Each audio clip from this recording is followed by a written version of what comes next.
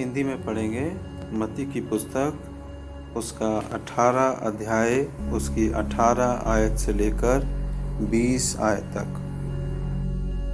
जो सब्जेक्ट है वो है रोकना और अवसर देना। तो रुकावट कहाँ पर आती है और हम कैसे किसी बात को अवसर देते हैं। तो ये मोस्ट इम्पोर्टेंट है हमारी लाइफ में, जो हमें इसको बहुत ही गहराई के साथ समझने की ज़रूरत है। यहाँ पे लिखा कि मैं तुमसे सच कहता हूँ, जो कुछ पृथ्वी पर बांधोगे वह स्वर्ग में बंधेगा। ये बात यीशु मसीह खुद कह रहा है, जो कुछ तुम इस पृथ्वी पर बांधोगे वो स्वर्ग में बंधेगा। क्योंकि 20 आयत में यहाँ पर उसने और हमें ये समझाया कि जो कुछ मैं कह रहा हूँ वो सत्य है, वो झूठ नहीं है और वो पूरा ज़रूर होगा। क्योंकि यहाँ पे लिखा है, क्योंकि जहाँ 2 या 3 मेरे नाम से इकट्ठा होते हैं वहाँ मैं उनके बीच में होता हूँ। कई बार इस बात का विश्वास करना कि परमेश्वर 2 या 3 लोग जहाँ पर विश्वासी लोग इकट्ठा होते हैं वहाँ पर हम इस बात को पढ़ने के बाद विश्वास करना कि वचन में ऐसा लिखा है कि जहाँ 2 या 3 उसके नाम से इकट्ठा होते हैं वो उनके बीच में होता है, ये विश्वास करना बहुत ही मुश्किल हो जाता है। हम ये विश्वास कर ही नहीं पाते। कल रात जब मुझे नींद नहीं आ रही थी तो मुझे एक मौका मिला मन के बारे में विचार करने का। मन के विषय में ऐसा बताया जाता है कि जो मनोवैज्ञानिक जो होते हैं, जो डॉक्टर होते हैं, जो ऐसे लोगों का इलाज करते हैं जो मन से परेशान है या डिप्रेशन में है, तो उन्होंने एक स्टडी में ये पाया कि हमारा जो मन है वो इतना पावरफुल है कि हमारे मन में हम जो सोच लेते हैं वो पूरा हो जाता है। वचन ये कहता है कि परमेश्वर को किसी ने नहीं देखा, लेकिन संसार में एक कहावत हम सुनते हैं कि मन के जीते जीत और मन के हारे हार। अगर आपने वचन को पढ़ के अपने मन में ये विश्वास कर लिया कि परमेश्वर अपने वचन के अनुसार जहाँ 2 या 3 लोग उसके नाम से इकट्ठा होते हैं वो उनके बीच में होता है, और अगर आपने अपनी दृष्टि से ना देखते हुए अगर आपने विश्वास की दृष्टि से देखना शुरू किया और अपने मन में इस बात को विश्वास कर लिया, तो याद रखिए कि परमेश्वर उस वचन के अनुसार आपके बीच में होगा। कई बार हम ये विश्वास नहीं कर पाते क्योंकि हम में बहुत सारी कमियां हैं, और वो कमियां इतनी ज़्यादा हैं कि उन कमियों के कारण हम परमेश्वर की सामर्थ को कभी देख ही नहीं।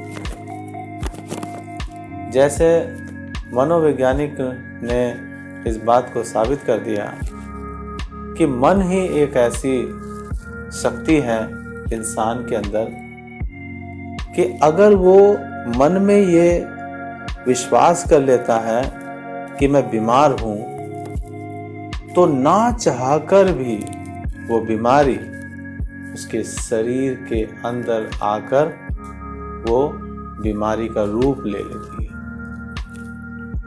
और वो व्यक्ति जो है बीमार हो जाता है। और कई बार मन के विश्वास करने से कि मुझे कुछ नहीं है, खतरनाक से खतरनाक बीमारी भी उसको छोड़कर चली जाती है। हमें क्या करना चाहिए? क्या करना चाहिए? परमेश्वर कहता है कि जहां 2 या 3 उसके नाम से इकट्ठा होते हैं वो उनके बीच में होता है। और ये अधिकार परमेश्वर ने दिया है कि जो कुछ तुम इस पृथ्वी पर बांधोगे वो स्वर्ग में बंध जाएगा। क्या हम इस बात पर विश्वास करते हैं? क्या हम ऐसा कर सकते हैं? सोच के देखें थोड़ा, क्या हम कर सकते हैं ऐसा? क्या आपको ये विश्वास है कि आप यहाँ पर प्रार्थना कर रहे हैं और स्वर्ग में आपकी प्रार्थना सुनी जा रही है?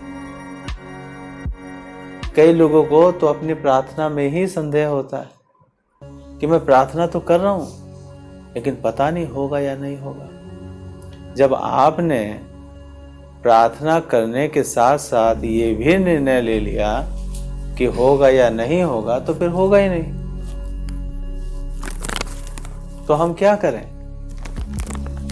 इस बात को समझना कठिन नहीं है, बहुत ही आसान है। लेकिन कठिन हमें कब लगता है? कठिन हमें जब लगता है जब हम संसार की दृष्टि से परमेश्वर को देखते हैं। अगर हम आत्मिक दृष्टि से परमेश्वर को देखें तो परमेश्वर हमारे साथ है और जैसा उसके वचन में लिखा है वैसा वो पूरा करने के लिए सामर्थी और विश्वास योग्य भी है। क्या एलिया ने ऐसा नहीं किया? एलिया ने जब प्रार्थना की तो क्या उसकी प्रार्थना से स्वर्ग नहीं बंद गया? जब उसने प्रार्थना की क्या स्वर्ग नहीं खुला? उसने अपने मन में गिड़गिड़ा के ये प्रार्थना की, बंद हो जा, बंद हो गया। 3.5 साल तक बंद हो गया। सोच के देखो, क्या उस समय इस संसार में कोई और नहीं थे उससे शक्तिशाली?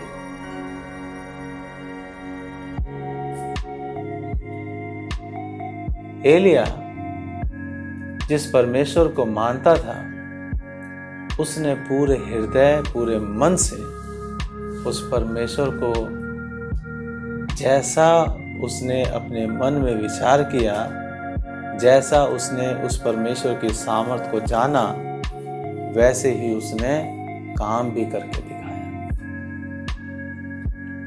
आज सब कुछ हमारे हाथ में है, लेकिन फिर भी हम करने में आसान की, हमारे मन में ऐसी ऐसी बातें चलती हैं कि हमें आगे बढ़ने ही नहीं देती। वचन की बात अगर करो तो वचन की बातें ऐसी लगती है मानो खोखला है, कुछ नहीं, इनका कोई फायदा नहीं है। जबकि इस वचन के द्वारा हम देखते हैं कि पूरी बाइबल सामर्थ्य से भरी पड़ी है, आश्चर्य कर्मों से भरी पड़ी है। और ये सब कुछ कैसे हुआ? उसके शब्दों के द्वारा, उसके वचन के द्वारा।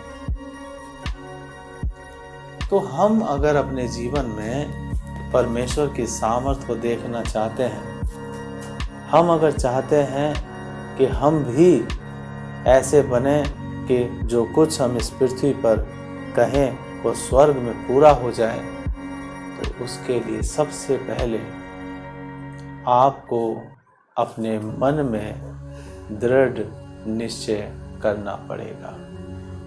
इसीलिए शायद मुझे लगता है कि जब प्रचार करना जब शुरू किया यूहन्ना ने, तो इस बात को कहा कि मन फिराओ। यीशु मसीह ने जब प्रचार करना शुरू किया तो उन्होंने भी कहा मन फिराओ,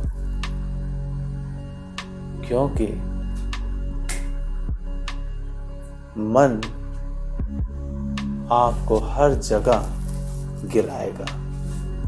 मन आपको उठने नहीं देगा। आपका मन आपका विरोधी है।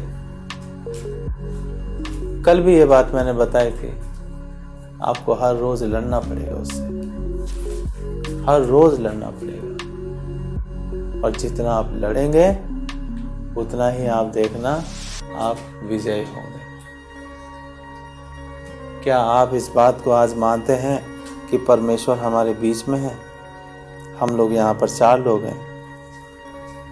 क्या आप ये विश्वास करते हैं कि परमेश्वर हमारे साथ है? क्या आप ये विश्वास करते हैं कि जब आप प्रार्थना करेंगे और इस पृथ्वी पर जो कुछ बांधेंगे वो स्वर्ग में बन जाएगा? विश्वास है? अगर है तो फिर आपके कार्यों में, आपके कामों से दिखाई देना चाहिए, क्योंकि परमेश्वर का वचन झूठा नहीं है। जो मत्ती की पुस्तक 18 अध्याय 18 से लेकर 20 आयत तक लिखा है वो सच्चाई है। यहाँ पे है ना, रोकना और अवसर देना। हम अपने जीवन में आशीषों को रोक लेते हैं और क्या करते हैं? विपत्तियों को अवसर देते हैं, मुसीबतों को अवसर देते हैं। उदाहरण के लिए आयुब को हम देखते हैं कि आयुब ने अपने मन में कैसी कैसी बातें सोच ली, और जो कुछ उसने सोचा उसके जीवन में पूरा हो गया। इसीलिए अगर आप अपने मन में कुछ सोच रहे हैं तो आप बहुत ही शक्तिशाली, बहुत ही प्रभावशाली बातों को सोचना शुरू करिए। अपने आप को छोटा मत देखिए, अपने आप को किसी से कम मत समझिए। और जैसे आपका मन रहेगा, याद रखिए, वैसे ही आपके जीवन में काम भी होंगे। कई लोगों का जीवन में सब कुछ बदल जाता है, लेकिन मन नहीं बदलता। सब कुछ बदल लेंगे, नए कपड़े पहनना सीख जाएंगे, नई नई चीज़ें खाना सीख जाएंगे, नए नए फैशन करना सीख जाएंगे, और सब कुछ करना सीख लेंगे, लेकिन मन को बदलना कभी नहीं सीखते।